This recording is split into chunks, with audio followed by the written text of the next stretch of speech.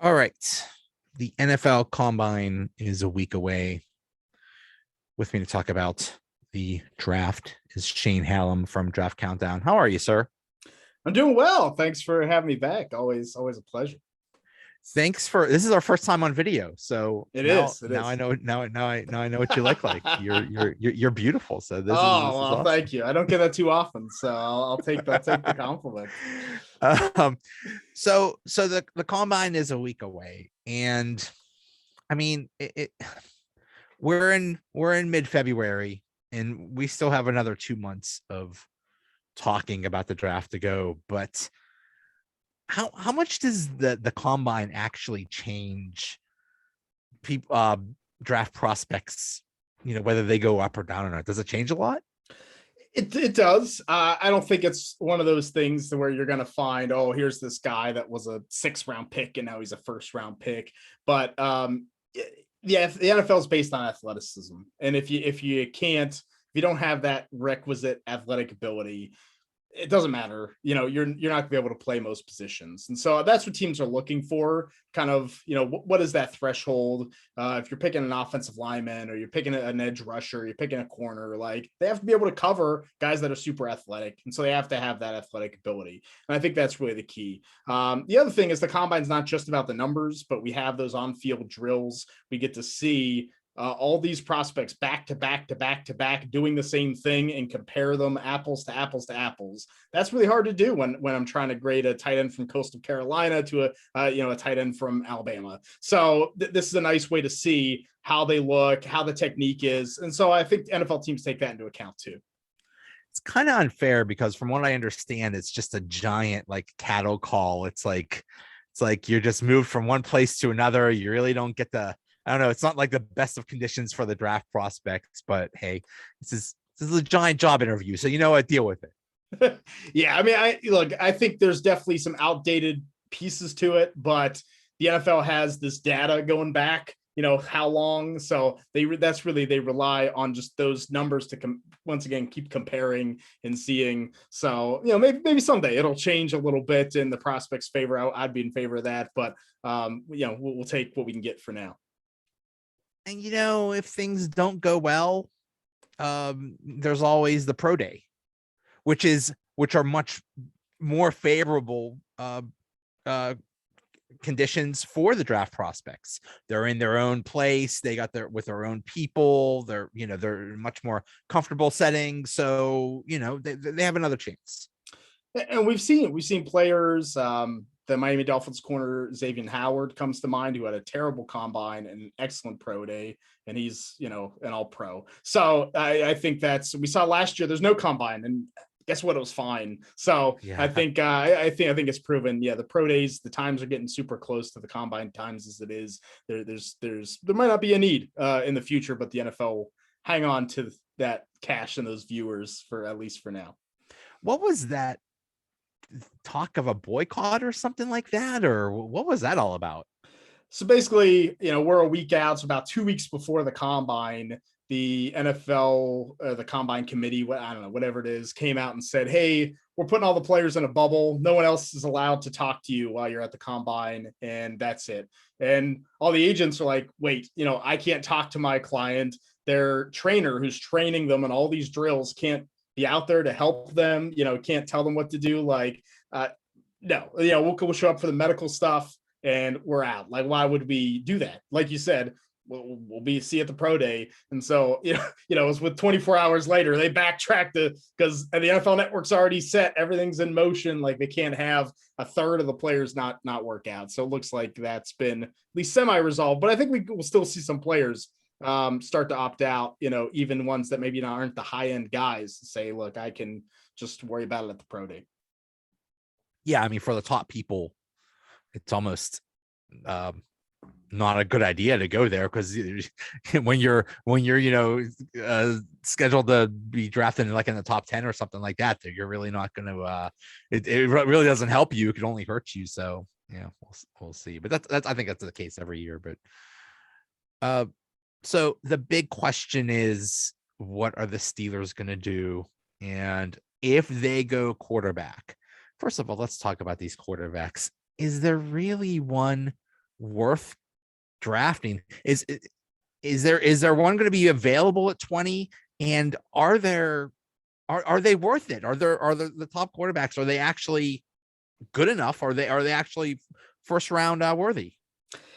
It's a tough question because I think almost any year, even if it wasn't this year, at 20, is there really ever a quarterback worth it? That's rare unless you have someone like Lamar Jackson who's so different that most teams just don't, didn't want to deal with it. And so that's what I think is the problem. Not only do you not have the high end Joe Burrow, Trevor Lawrence type prospect, but none of these guys match that. They all have issues. They all have question marks that aren't going to get answered before the draft. So you have to kind of decide that. And then on top of it, there's a lot of teams that need quarterbacks. So if one or two are gone that you did like, now are you going to reach on a guy you only like 90% of the time? And that's not a smart decision when you're drafting a first round quarterback either. So I think the Steelers are obviously doing their due diligence. We learned that at the Senior Bowl with Mike Tomlin literally on the field for the first 2 days of practice, and Art Rooney II going down there for the first time.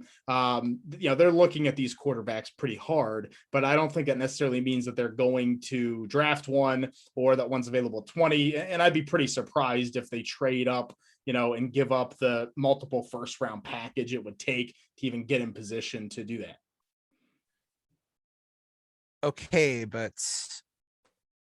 So they're not, they would have to give up a lot to, go into top 5 or top 10 or whatever. But, they went up, they traded up to number 10 a few years ago to get Devin Bush, and they gave up, I think, like a second and a third or something like that. So, is that what it's going to take? I mean, even when quarterbacks are not that good, it seems like because of their quarterbacks, they get taken early. So is it going to take having the trade up in the top 10 or top 15 or top 12 or something like that to get a quarterback? I mean, I think it's possible. We'll see how things shake out, but you have Denver sitting at 9.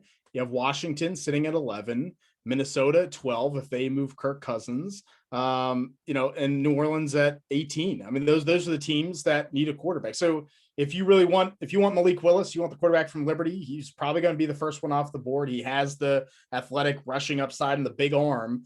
I mean, if you want to guarantee him, you're probably going to move up to 8 or 9. And that's a huge jump. That's going to cost you a future first. It's going to cost you your first and second this year at the very least. You're giving up 2 firsts and a second to move up there. So is that really worthwhile if you're not 100% confident this guy is going to smash and be one of the best quarterbacks in the NFL?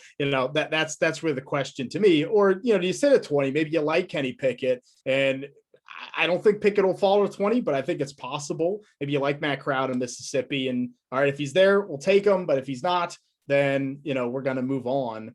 The one thing is, I think we're going to know, the Steelers are not great at hiding. Yeah, they don't try to hide their cards in the NFL draft tool. We knew they were taking Najee Harris last year. Everyone knew that. They don't hide their cards. And there's only one more roster spot for a quarterback on the team. We know Dwayne Haskins and Mason Rudolph will be there. So if they sign or trade for someone, they're not drafting a rookie. And if they don't, then they probably are. And I think we're going to know that going in.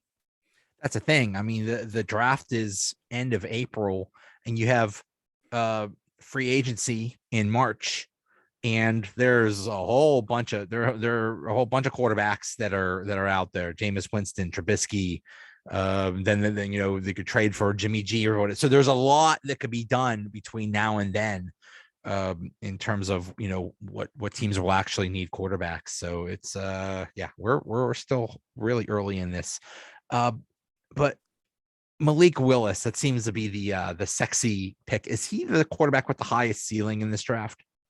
I think pretty easily he's the quarterback with the highest ceiling, just because you have the rushing ability. I've heard he's going to run, if he runs the 40 at the combine, he might not, anywhere from a 4.38 to a 4.43.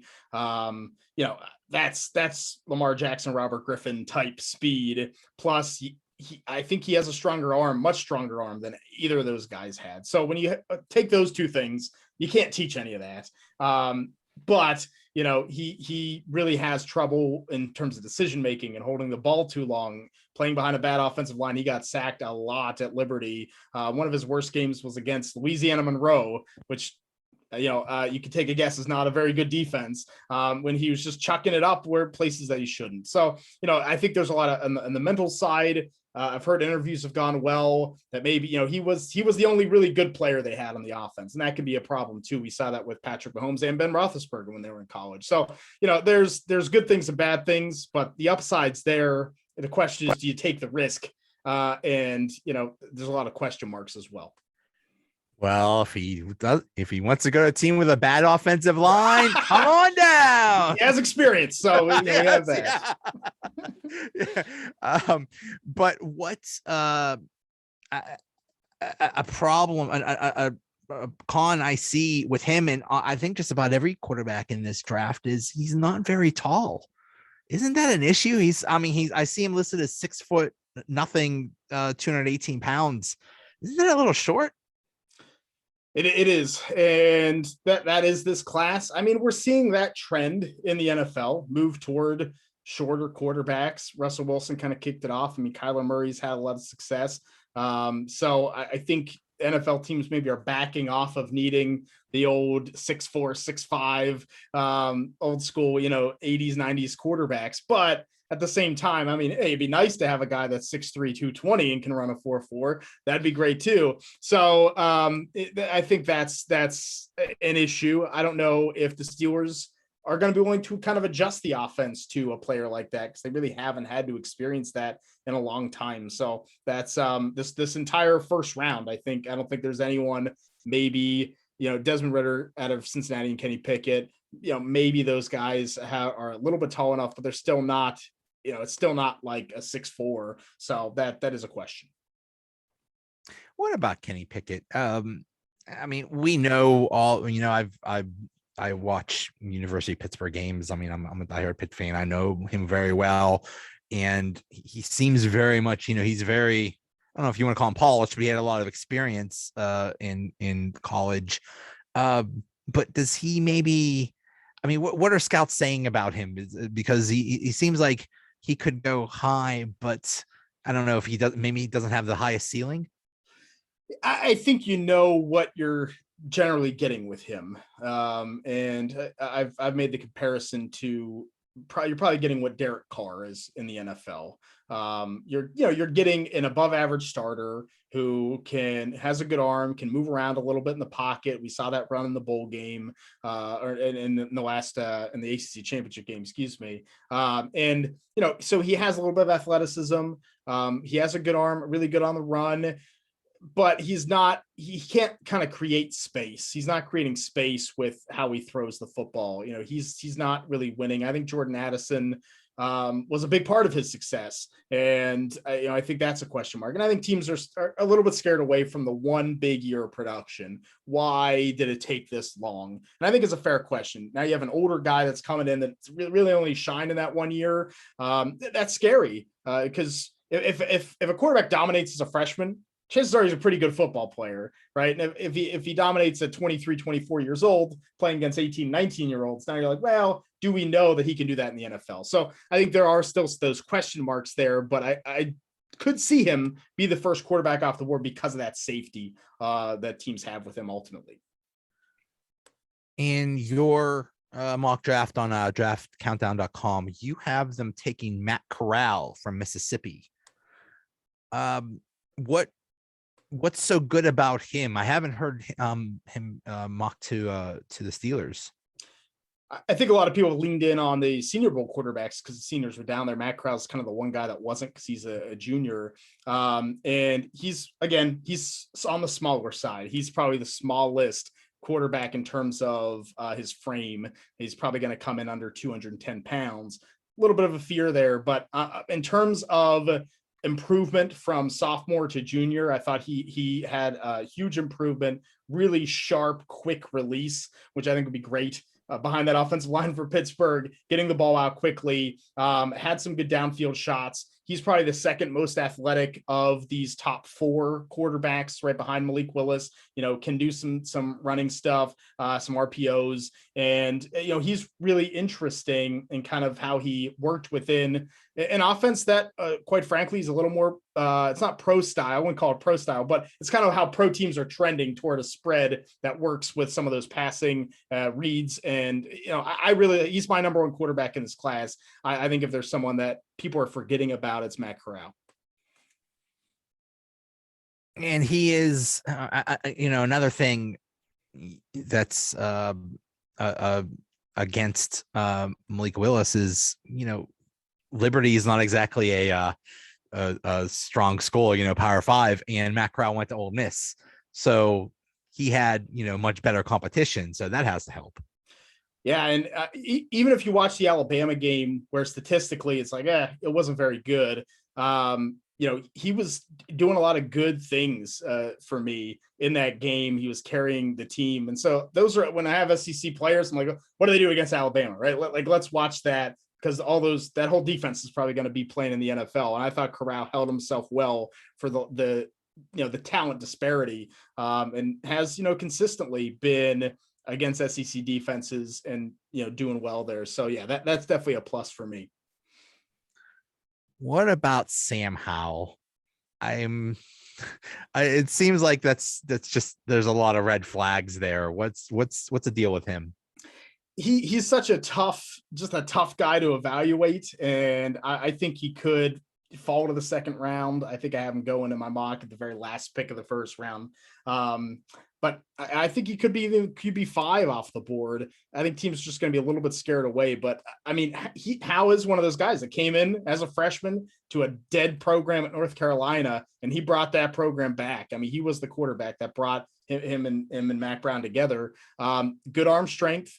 This season, he lost all his playmakers, right? Javonte Williams, NFL, Michael Carter, and to the Jets. He lost both his top receivers to the NFL, and you could see it because they did not have good players other than their top receiver, Josh Downs. And Sam Howell's just running all over the place, like not scripted. He's trying to pick up yardage. The offensive line was not good, and he kind of took the team on his back and was willing them sometimes to points and to keep games close. It led to some bad decisions. It led to some problems. We saw that against Pitt, especially in that first half. I mean, he was ineffective. So I think how just.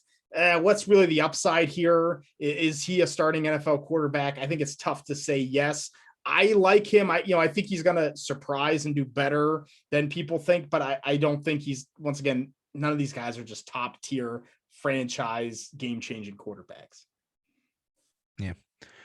Let's say the Steelers don't go quarterback in the first round. What about on the offensive line? Who do you think will be around if they stick at 20? I think probably the top option there is Trevor Penning, the offensive tackle from Northern Iowa. I think the top 3 guys, Evan Neal from Alabama, Ike Ekwonu from NC State, and Charles Cross from Mississippi State will probably be gone. Charles Cross maybe is a possibility, but I think Penning is probably the best fit and value there. Obviously a small school player, but he actually got votes for the best offensive player in FCS this year as an offensive tackle, which we know with the Heisman voting, how rare that is. So pretty much the Heisman for, FCS, he was in the running. Huge, 6'7", 330. And I mean, he has that, Pittsburgh mentality. There were at the Senior Bowl, there were edge guys getting mad at him because Trevor Penning wouldn't stop. He's driving guys into the goalpost. He was he was there to show how good he was. And it took him a day, as it does for a lot of these small school players, but then he showed he belonged. So I think you're getting a good athlete with good size, which is something that didn't quite get in the drafted offensive line last year and was a problem. He has the requisite athletic ability and the long arms and all those things you look for to keep edge rushers off, but has that kind of nasty demeanor. I think there's some technique that he can clean up. His hand placement's a little raw, and sometimes he can kind of get caught on skates if he gets his feet moving too much. But I think he's well worth the pick at 20 and could be a potential franchise left tackle. How about Kenyon Green, that guard out of Texas A&M? I like him a lot. I think both him and Zion Johnson, the guard out of Boston College, both should be considerations. Like Kenyon Green is one of those consistent players who, from day one in college football, popped on film and continued it. If you watch, once again, the game against Alabama where Texas A&M upset them, I mean, it was Kenyon Green and their freshman center were moving the defensive linemen, guys that are going to go in the top 100 of this draft, moving them off to create holes for the run game. He's really good at that. He has the kind of the body and that lower body strength to drive, to grab and move. He's really good at that. In terms of pass protection, he's not this, he's not going to pull for you. He's not going to end up being this lead blocker running down the field, but rarely do you see him make a big mistake. He doesn't allow the guy to get penetration. Just pretty solid all around, a good fighter. I think Kenyon Green, like a lot of interior linemen, they kind of get lost in this first round of the draft. The Steelers have found steals like that with David DeCastro. I think Green could be one of them. What about Tyler Linderbaum, that the center from Iowa is? Do you think he would even make it to 20? It seems like he's like the sexy pick if centers could be sexy. I mean, if he would make it there, I think that's a run the card to the podium kind of pick. He is, man. I'm trying to think of the last offensive lineman that had this much fun. Maybe Quentin Nelson for the Colts. Like, I had this much fun to watch. I mean, Tyler Linderbaum just wrecks people, and every snap of the game he is never standing still. He is moving guys. He is creating, sometimes even taking on two defenders, creating holes. He's just really, really good.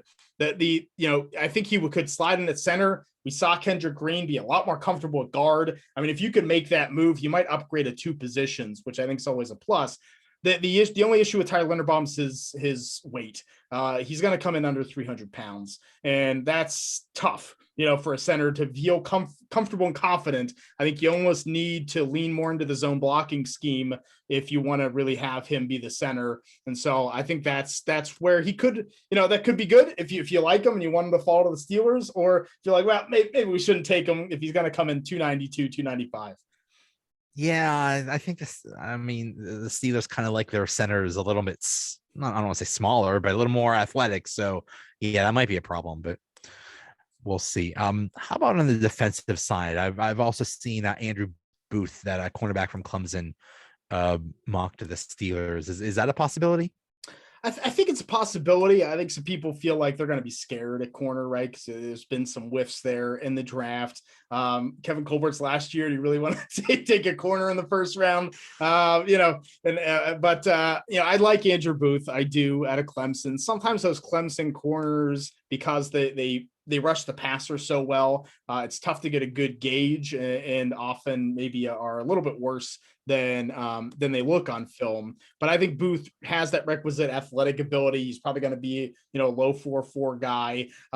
He was kind of the number one corner for Clemson this year, got physical at the line of scrimmage. He has some press ability and a really smooth athlete. He didn't really get beat deep. He's able to turn and run. He has good makeup speed. Like, I think he's a pretty solid player. I think he's kind of a safe player. Do I think he's, the next Darrelle Revis or anything? No, but I think you could get a player that could, do a lot of things that Joe Hayden did, but at a younger age. I think it's really cool. Us talking about the draft in February. It's like a month from now, we're just gonna laugh. It's like, oh, remember when we thought that they were, they do move a lot, and I mean, we could talk about what they should do, but it sounds like a lot of times some of these mock drafts, they go based on what they're hearing from the teams. And I think those are the most important ones, is like what the teams actually like from a player. And we're learned from, who they talk to. I mean, isn't that a big thing of like who they actually interview and stuff like that? And back in the day before COVID, the players would visit the city and talk to them. I don't know how they do that now. It's probably all Zoom meetings or something like that. But it's just funny how things will change between now and then, isn't it?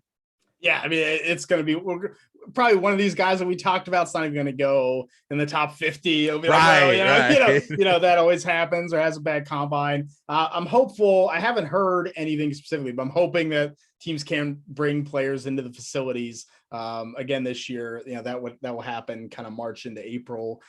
So we'll see, because the Steelers, once again, they draft who they bring in. So we'll get a much better idea of really what positions they're looking at and where they're looking. Yeah, they like you said with Najee Harris, they don't really hide what they want to do. So yeah, it'll be interesting. Where can people find your work and follow you? Check me out. Draftcountdown.com is the managing partner over there. So I have a 7-round mock draft up. You can check that out. My full rankings, ton of articles. We also do a podcast called The Draft Countdown. If you want a Draft Countdown podcast in your rotation there, then you can sign up and subscribe wherever you get your podcasts. So yeah, that's where you can find me. And I'm always on Twitter at Shane P. Hallam. If you have any questions, always happy to answer. This is your time. This is it. I mean, heck, Christmas is coming a couple months away. Yeah, this is your Christmas time. Yeah, I mean, you have a 2023 mock, a 2024 mock drafts. Do you ever look back at what you had for 2022, like a couple years ago or something, and it's probably a lot different, right? It's bad. It is not good. Like, I wish I could be like, I knew, all these players would be 1st-round picks. Like, there's a couple in there that I feel good about, but looking back, there's a lot of players that didn't even declare for this draft that I had in there. So it's always wild. I mean, look at Kenny Pickett. Kenny Pickett would have been like a 3rd or 4th or 5th rounder a year ago if he came out, and now he's 1st round or something like that. So it changes so quickly, but I think it's fun to start early and at least get some names for people to watch. Yeah, awesome. All right, hey, thank you so much. This is awesome. No, thanks. Hey, I'll see you.